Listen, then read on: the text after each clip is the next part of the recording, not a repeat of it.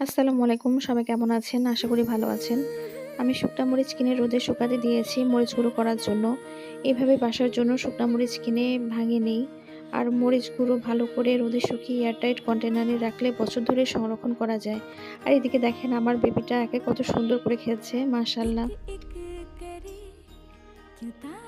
এভাবে মরিচ গুঁড়ো করলে গন্ধ, ঝাল, রং সবটাই ন্যাচারাল হয়। কোনো প্রকার রং আর ভেজালের সম্ভাবনা থাকে না। আবার বেশি ঝাল চাইলে শুকনা মরিচের জাত বদলাতে পারবেন। আর বাজারে যেগুলো শুকনা মরিচের গুঁড়ো কিনতে পাওয়া যায় খোলা অথবা প্যাকেটজাত, সেগুলোতে ভেজাল থাকার সম্ভাবনা অনেক বেশি থাকে।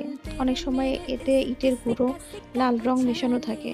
আবার বেশি দিন রাখার জন্য কেমিক্যাল প্রিজারভেটিভও দিতে পারে। তাই স্বাস্থ্যের কথা চিন্তা করে আপনারাও আমার মতো করে শুকনা মরিচ কিনে ভাঙিয়ে নিতে পারেন। সবাই ভালো থাকবেন, সুস্থ থাকবেন।